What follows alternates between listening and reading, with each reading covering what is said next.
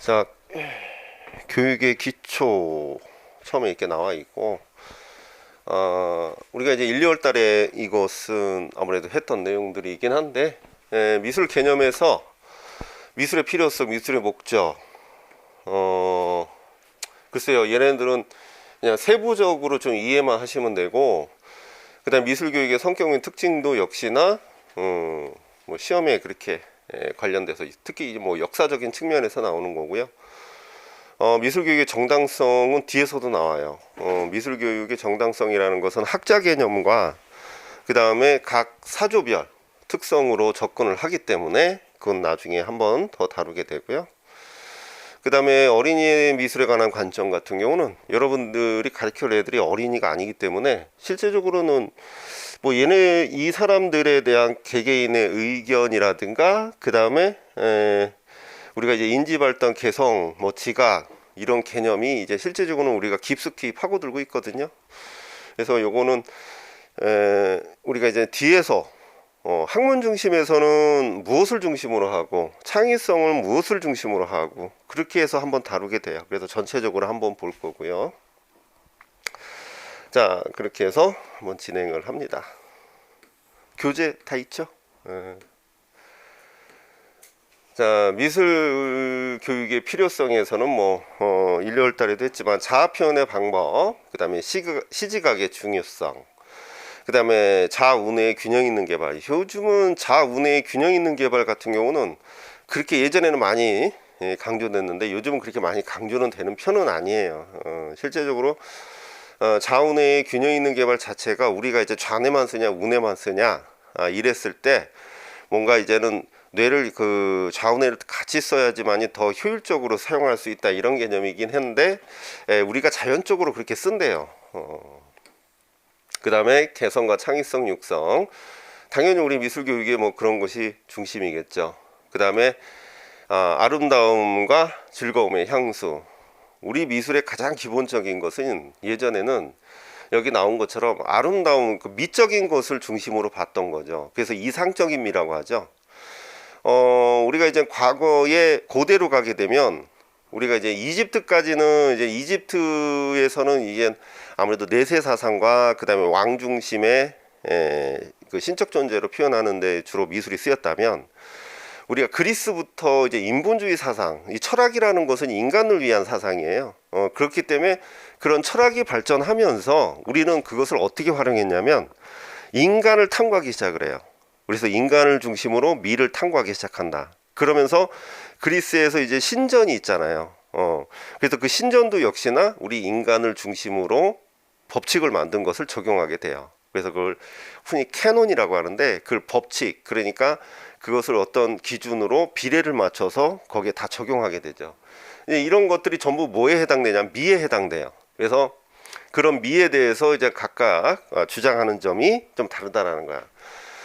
뭐 이제 나중에 플라톤은 하겠지만은 이제는 플라톤이나 아리스토텔레스나 이제 그런 부분에서 미의 관점이 이제 나올 수 있어요. 그렇기 때문에 좀 상세하게 이해를 좀 하셔야 된다라는 거야. 그래서 이제 고전적인 것과 현대 미술, 그러니까 이거 지금은 뭐 서양 미술은 아니지만 우리가 이제 미술 교육 자체에서 우리가 실제적으로는 잠깐 요 이제 영역 좀 잠깐 얘기하고 갈게요. 우리가 이제 교육론에서는 역사적인 측면이 계속 나오고 있다라는 겁니다. 아무래도 역사가 중요하죠. 이 역사적인 것을 얘기하는데 그 역사적인 것이 과연 어떤 관점이냐, 뭐 표현 중심에서 나오냐, 가장 잘못 공부하는 방식이 뭐냐, 표현 기능 중심에서 나왔어, 아니면 이해 중심에서 나왔어, 아니면 창의성에서 나왔어, 이렇게 관점 잡으면 안 돼요. 물론 그런 관점도 이후에 우리가 첫 관점을 잡고 나서 이후의 관점을 잡으면 좋은데 처음부터 그런 사조별로 구분을 한다면 우리가 표현 기능 중심은 나올 리가 없어요. 그럼 표현 중심이 왜 나왔느냐? 그 이유를 알아야 되겠죠. 근데 이 역사 같은 경우는 우리 미술이 교육으로서 어떻게 활용되었는가?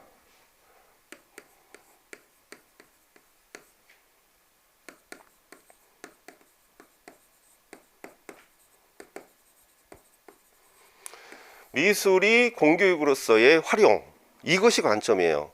이것이 우리가 역사적 측면에서 바라보고 있다라는 겁니다. 그래서 그런 역사적 측면이 우리가 이제 공교육으로서의 교육이 어디서 표현기능 중심에서도 사용되었고요, 창의성에서도 사용됐고요, DB에는 뭐 말할 것도 없죠.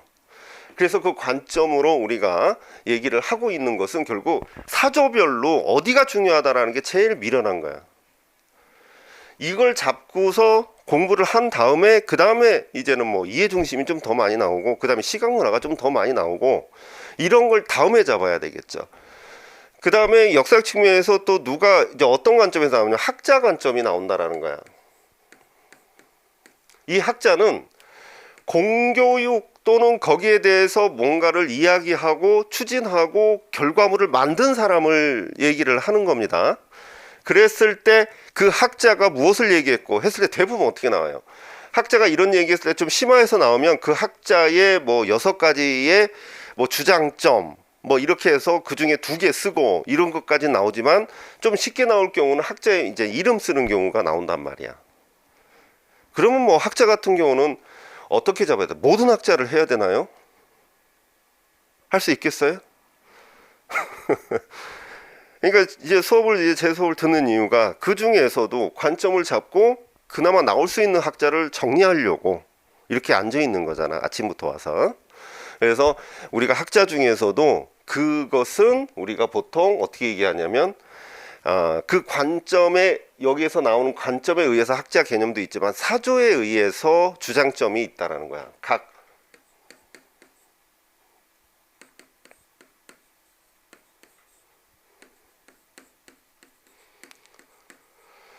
그 사조의 주장점이라는 것은 창의성에서 이해 중심으로 넘어갈 때 창의성을 비판하고 이해 중심에 강조점을 둔 몇몇 작가들이 있단 말이야, 처음으로는. 그러면 뭐 우리가 이제 뭐 박한이라든가 아이즈너라든가 뭐 이런 사람들이 처음에 등장을 했을 때 거기에 대한 타당한 이유가 있을 거 아니에요. 이 초창기 멤버가 사실은 가장 중요해요, 초창기 멤버가. 그래서 그 사람들이 주장했던 것이 사실은 왜 중요하냐면, 여기에 있는 우리가 흔히 사조에 다 그 사람들의 이야기나 주장점이 다 스며들어 있단 말이에요. 그래서 이거 많이 봤던 건데 라고 얘기하는 것은, 우리가 표현기능, 그러니까 DB를 추가로 이렇게 했는데 알고 보니까 아이즈너 내용 보니까 아이즈너 내용도 똑같아요. 이런 경우가 있단 말이에요. 이것은 상당히 그 사람들의 어떤 힘과 그 다음에 그 사람의 어떤 지배력이 거기에 내용이 다 흡수돼 있다라는 겁니다. 그래서 학자는 그래서 중요하다, 역사 측면에서는 그렇게 접근을 하게 돼요. 그래서 그리고 거기에 대한 이제는 학자에 관련된 내용의 이론을 이제는 얘기할 수가 있죠. 그래서 무슨 이론을 제시했는가, 뭐 특별한 이론을 제시한 뭐 비평이라든가 그 다음에 발달 단계라든가 그 다음에 거기에 또 받은 영향이라든가 이런 것들은 기본 베이스예요. 상당히 중요한, 왜라는 걸 항상 생각을 하셔야 돼. 발달 단계가 중요하면 발달 단계가 왜 중요하지? 그리고 우리가 가르쳐야 할 마지막 2단계를 하게 되면 거기에 대해서 시각형과 촉각형을 나눈 것은 무슨 의미가 있지라고 생각을 하는 순간, 그때부터는 쉽게 쓸 수가 있다라는 거예요. 의문점을 가져. 그냥 써 있는 대로 외우시면 안 되는 겁니다. 그래서 교육론은 보시다시피 여기에 있는 내용 안에서 다 나와요. 그리고 저는 뭐 크게 손 안 댔습니다. 제 책이나 뭐 이런 거 작년에도 그렇고 재작년에도 그렇고 그대로 나왔었어요. 그래서 교육과정은 물론 뭐 말할 것도 없고, 이것만 제대로 이해하시고 쓸 수만 있다면, 그리고 문장도 똑같이 나와요. 왜냐하면 필독서 내용을 전 문장을 손을 안 대고 제가 그걸 해석해 드리잖아요. 그래서 그것을 뭐 요약은 요약대로 하긴 하겠지만 중요한 그 포인트에 해당되는 글 그 내용들 그리고 그 키워드는 절대 손을 대지 않습니다. 왜냐하면 그대로 나오기 때문에.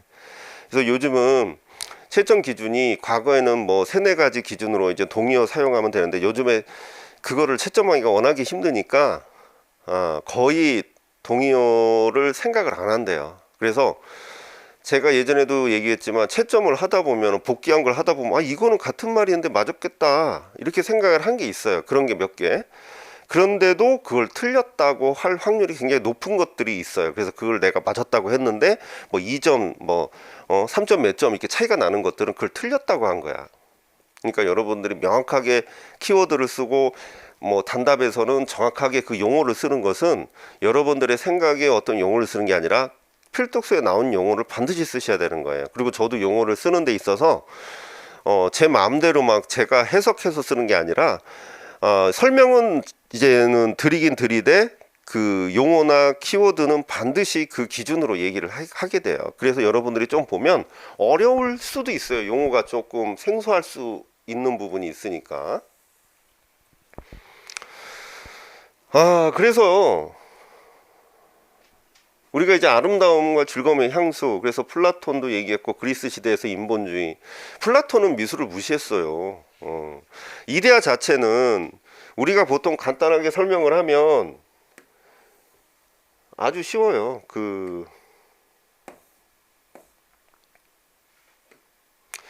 이제 플라톤 같은 경우는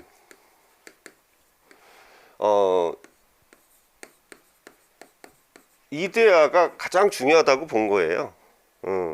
그럼 미술을 왜 무시했냐? 왜 무시했을까요? 플라톤이 이데아라고 제시했을 때는 세 가지 기준이 있다. 뭐냐면 대상이 있어요. 예를 들어서 현재의 대상. 그러니까 우리가 이제는 우선 뭐 공예가나 화가나 이때 당시는 동등하게 봤습니다. 왜냐? 모방을 했기 때문에. 그래서 그림을 그렸어요. 그림을 한 장 그렸습니다. 자, 그림을 한 장 그리고 뭘 보고 그렸을까요? 뭐 주변의 배경을 그리거든, 뭐 사람을 그리거든. 그게 뭐야? 현실을 그린 거야. 현실을 그렸지? 대상이든 뭐 배경이 됐든 현재 있는 걸 그렸단 말이야. 그리고 현실을 그리고 나서 딱 그렸으면은 오, 잘 그렸다 이래야 되는데 플라톤은 요거를 얘기하잖아. 이데아를. 자, 여기에서 이데아가 들어갑니다.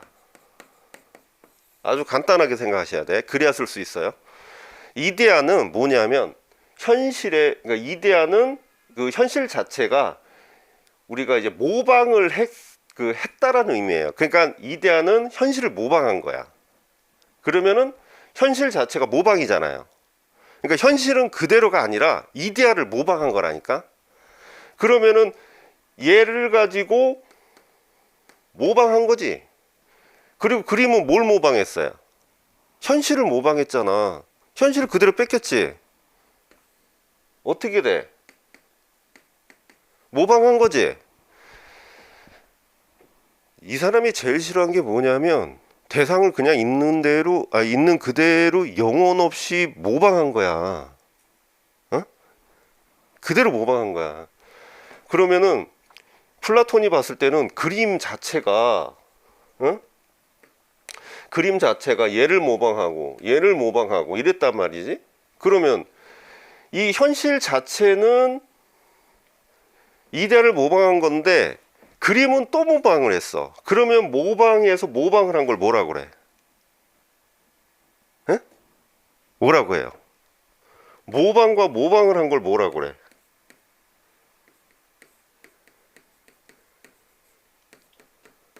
시뮬라크르라고 하죠. 그죠? 처음 들어봐요? 들어보셨죠? 시뮬라크르. 모방의 모방이 시뮬라크르다. 그죠? 근데 시뮬라크르는 언제 들었어요? 현대미술에서 들었단 말이야. 시뮬라크르는 모방의 모방. 나중에 설명하겠지만 미술사 때 설명하겠지만 시뮬라크르 자체가 이때부터 우리가 모방 자체냐, 이게 실제적으로는 이 플라톤 이론이 여기서 뭐 그리스 시대로 가고 그 다음에 중세에 가고 또 중세에서 어디야? 르네상스로 가게 되면 르네상스 때 그게 바뀌어요. 다시 플라톤이 그리스 시대 뭐 중세 시대 해가지고 르네상스로 이제 가게 되면 모든 게 끝나요. 뭐가 끝나? 모방이다, 아름다운 미를 추구한다 이런 게 아니라 결국은 그 모방 자체가 뭘로 바뀌냐면 작가의 개성, 작가의 천재성으로 바뀌게 돼요. 왜 르네상스가 중요합니까? 다빈치라든가 라파엘로라든가 이런 작가들이 대가라고 하잖아요. 근데 이 사람들로 인해서 뭐가 바뀌어요? 작가의 지위가 바뀌어요. 예전에는 뭐라 그랬어? 모방이라고 했잖아. 근데 모방이 아니라 사람마다 그리면서 대가들이 그려놓으니까 이것은 감동을 주더라. 이렇게 본 거야. 그 감동이 플라톤에서는 그 감동을 얘기 안 했어요. 근데 신플라톤주의가 그때 당시 일어나요. 그래서 그림 자체에서도 감동이 생기더라. 이렇게 간 거야. 그래서 천재성이라는 게 나타나기 시작을 해요. 그래서 르네상스 생각해봐. 주제는 뭐다? 르네상스 그림 주제 뭐예요? 주로 주제 뭐 그랬어요? 1, 2월 달 들었다면서. 이거 1, 2월 달 내가 얘기했죠.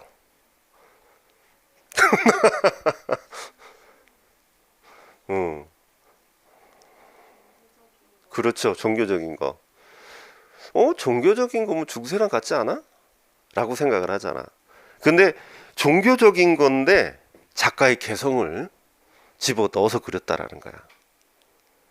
그래서 인정을 받는 거라. 어? 그래서 시뮬라크 자체는 현대 미술에 와서는 우리가 보통 쭉 지금 그 이후로 쭉 나와가지고 이제 18세기 이전까지는 뭐예요? 주제를 위해서 그림을 계속 주제가 바뀌면서 종교적 주제, 계몽주의적 주제 뭐 이런 걸로 해서 막 그림을 그렸단 말이야. 그러면은 작가의 개성이 언제부터 나타났다? 르네상스부터 나타났잖아. 그러면은 르네상스부터 작가가 그린 그림은 그게 뭐가 생겨? 이 세상에 하나밖에 없는 거야, 그게 이제. 그래서 그걸 원본성이라고 하잖아요. 원본성. 그런데 20세기 와서는 그 원본성에 대해서 의문을 가져요. 언제부터? 팝아트부터. 팝아트는 어떻게 애들이 그림을 복제하고 이러죠. 그게 미디어와 연결성이 있어요. 미디어랑 뭐가 연결성이 있어요? 영화를 보는데 예전에 지금도 그러나? 다운로드 받아서 이렇게 보는 경우가 있잖아. 지금도 그렇게 받는지 모르겠는데 다운로드를 받아요. 그런데 여러분들이랑 이게 그러니까 제 강의를 여기 살짝 녹화했어. 선생님 잘 녹화해. 우리 이따가 다시 한번 보자 해가지고 이렇게 했단 말이야. 그럼 아니면 목소리를 녹음하잖아. 그러면 목소리 이렇게 복사해가지고 주잖아. 그러면 어떤 선생님이 그 복사해서 주지 말고 원본 줘요. 그러더니 원본의 의미가 있어요? 없잖아. 똑같은 거잖아. 미디어의 발달로 인해서 그때가 이제 처음에 그 원본성이라는 의문이 처음에 이제 판화에서부터 조금씩 얘기가 나오다가 이제 미디어가 발달하면서 디지털 카메라가 나오고 하다 보니까 원본성이라는 게 의미가 없어져 버리는 거예요. 오히려 복제가 더 원본 같다라고 얘기를 해요. 팝아트에서는. 그래서 시뮬라크란 말이 그때 다시 등장해. 그때 미술할 때 다시 한번 얘기했지만, 근데 이게 최초로 처음에 시뮬라크라는 얘기가 나올 때는 요때였어요. 잘못 생각하는 사람들이 있는데 팝아트에서 시뮬라크가 처음에 등장하고 그렇게 해서 단순히 그렇게 얘기할 게 아니라 이때가 이 내용이 나오고 그걸 다시 활용한 겁니다. 그렇게 보셔야 되는 거예요.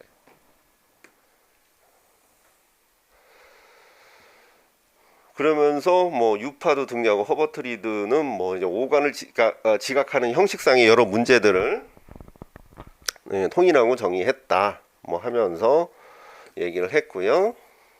칸트도 아름다움은 개념적 사고의 매개 없이 직관에 의해 직접적으로 만족을 주는 것이다. 슐러는 낭만주의적 사조를 우리가 흔히 알고 있는 낭만주의라고 알고 있죠. 미적 유희, 놀이라고 하는데 우리가 번역으로 해서 유희라는 말을 많이 씁니다. 그래서 그런 인간의 기본적인 성향을 신체적 성질인 감성적 본능과 지적인 성질의 형적 본능으로 나누면서 유희적 성격을 얘기해요. 유희 본능을 항상 얘기하죠. 이때부터 실러도 아동을 중심으로 많이 얘기를 한 겁니다. 실질적으로는. 미술 교육의 목적은 미적 안목 육성과 조형 능력, 창의성 개발, 감성 함양 뭐 이런 것들이 있다 볼 수가 있고요.